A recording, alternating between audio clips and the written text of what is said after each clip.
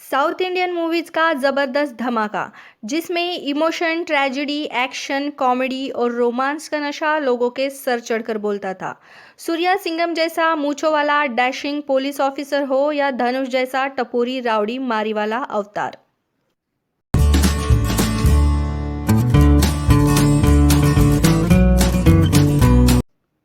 नमस्कार दोस्तों, आप सबका स्वागत है रिपब्लिक नेशन पर।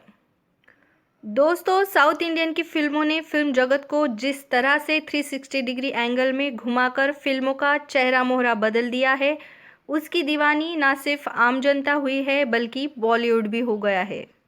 स्वागत नहीं करोगे आप हमारा? इस स्टोरी में इमोशन है, ड्रामा है, ट्रेजेडी है। और फिर से एक बार साउथ इंडियन फिल्म इंडस्ट्री तैयार है एक और अभूतपूर्व और क्रांतिकारी बदलाव के लिए। जी हाँ दोस्तों, जिस तरह से इन 5-6 सालों में साउथ इंडियन फिल्म इंडस्ट्रीज़ ने अपनी फिल्मों में बहुजन मूल निवासी व्यक्ति रेखा का संघर्ष फिल्माया है, जो समाज में अपने आत्मसम्मान के लिए संघर्ष करता है। ये बदलाव हमें इन 5-6 सालों में दिखाई दे रहा है, पर इस बदलाव के बीच दक्षिण भारत के इतिहास में हमें देखने को मिलते हैं। जी हाँ दोस्तों, दक्षिण भारत का एक इतिहास रहा है जिसकी छाप हमें साउथ इंडियन फिल्मों में दिखाई पड़ रही है। दक्षिण भारत के इस इतिहास को जानने के लिए हमें इतिहास के पन्नों को पलटना पड़ेगा और जाना पड़ेगा 1916 में। जी हाँ दोस्तों, 1916 में द्रविडियन मूवमेंट बहुत उफान पर था। इस मूवमेंट को लीड कर रहे थे वो थे ईवी पेरियार रामस्वामी। हालांकि बाद में द्रविडियन मूवमेंट जस्टिस पार्टी में तब्दील हो गई।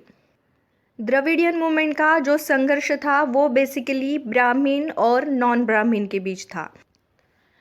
द्रविडियंस का ये कहना था कि ब्राह्मण्स उन पर उनकी भाषा और उनकी संस्कृति का अनुकरण करने का दबाव डालते हैं, जबकि द्रविडियंस की एक अलग संस्कृति है और उनकी भाषा का एक अलग इतिहास रहा है।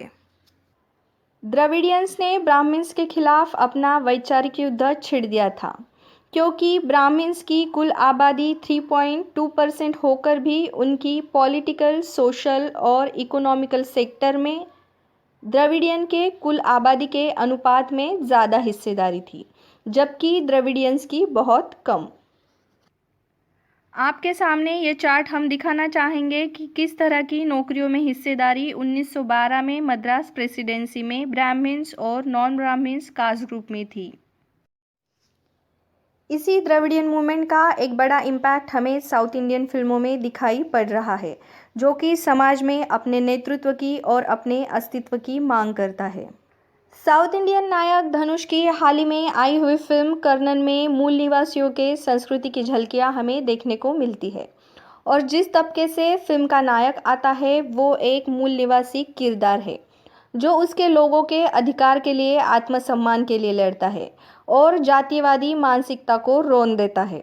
और भी हाल ही में रिलीज हुई फिल्म सरपट्टा, जिसमें नायक एक मूल निवासी आम्बेडकराइड व्यक्ति की भूमिका निभाता है जो एक बॉक्सर रहता है।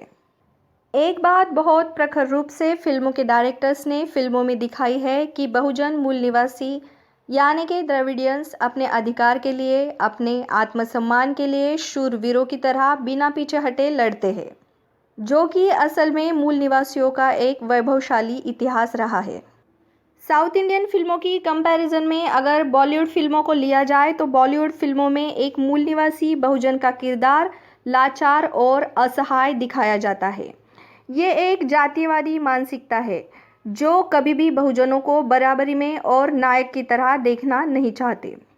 बात करते हैं सरपट्टा फिल्म की। सरपट्टा फिल्म को लोगों ने बहुत सराहा, तो आइए बात करते हैं पर्दे के पीछे के उस बहुजन डायरेक्टर की जिसने पर्दे पर एक अम्बेडकराइड नायक की भूमिका को निर्देशित किया है।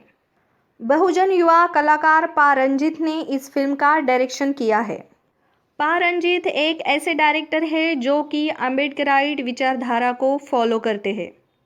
रंजीत ने मद्रास में कुगई लाइब्रेरी का निर्माण किया है, जहां पर बहुजन युवक फुले शाहू अम्बेडकरी विचारधारा को पढ़ सके और समझ सके और सामाजिक परिवर्तन का एक हिस्सा बन सके। इसके अलावा भी पा रंजीत ने चेन्नई में नीलम कल्चरल सेंटर की स्थापना की है। जिससे कि वो अपना बहुजन क्रांतिकारी कार्य आगे बढ़ा सके। इस पहल के हिस्से के रूप में दलित कार्यकर्ताओं के प्रयासों की डॉक्यूमेंट्री भी वहां पर बनाई गई है। इस बहुजन युवा डायरेक्टर को लगभग सभी फिल्मों के लिए बेस्ट डायरेक्टर के अवार्ड से सम्मानित किया गया है। रंजीत की मद्रास फिल्म हो, काला फिल्म हो या कबाली हो या हाल ही में आई हुई सरपट्टा फिल्म हो, सभी फिल्मों में बहुजन युवाओं का एक किरदार दिखाई देता है जो अपने आत्मसम्मान के लिए समाज में लड़ता रहता है। सरपट्टा फिल्म के बाद एक और साउथ इंडियन के सुपरस्टार सूर्या बहुजनों के समाज जीवन के संघर्ष की कहानी फिल्मी पर्दे पर लेकर आ रहे हैं। इस फिल्म का नाम है जय भीम। दोस्तों, इस फिल्म के नाम से ही पता चलता है कि यह फिल्म कितनी ऊर्जा, पॉजिटिव मोटिवेशन और आत्मसम्मान से भरपूर होगी, क्योंकि जय भीम का नारा अपने आप में एक क्रांतिकारी नारा है। हाल ही में सूर्या ने अपने 46वें जन्मदिन के खास मौके पर जय भीम मूवी का फर्स्ट लुक पोस्टर शेयर किया है। सूर्या इस फिल्म में एक वकील के किरदार में नजर आने वाले हैं जो कि एक ट्राइबल कम्युनिटी के हक में लड़ते हुए नजर आएंगे। फिल्म का पोस्टर जिस तरह से दमदार है, उस हिसाब से ये अंदाज मानना गलत नहीं होगा कि मूवी भी इस तरह ही दमदार रहेगी। दोस्तों, जिस तरह से दक्षिण के बहुजन मूल निवासी युवा अपने इतिहास के प्रति जागरूक है, उसे तो ये लगता है कि जिस तरह भारत में आज मूल निवासियों को उनके अधिकार से वंचित रखा जा रहा है, इसलिए फिर से एक बार शायद दक्षिण भारत में द्रविडियन मूवमेंट का फिर से एक बार आवाज़ बुलंद हो गया है। पर इस बार बहुजन युवाओं का क्रांतिकारी हथियार एक फिल्म माध्यम होगा, जिससे कि मनुवादियों को इस बात की पूरी तरह से तसल्ली हो जाए कि हम ना हमारा इतिहास भूले हैं और ना ही हम हमारे महानायकों की शहादत भूले हैं और ना ही हम लड़ना भूले हैं। आप सबको परिवर्तनवादी और क्रांतिकारी जय Bhim. Calculating every single moment. Chalo re chalo chalo,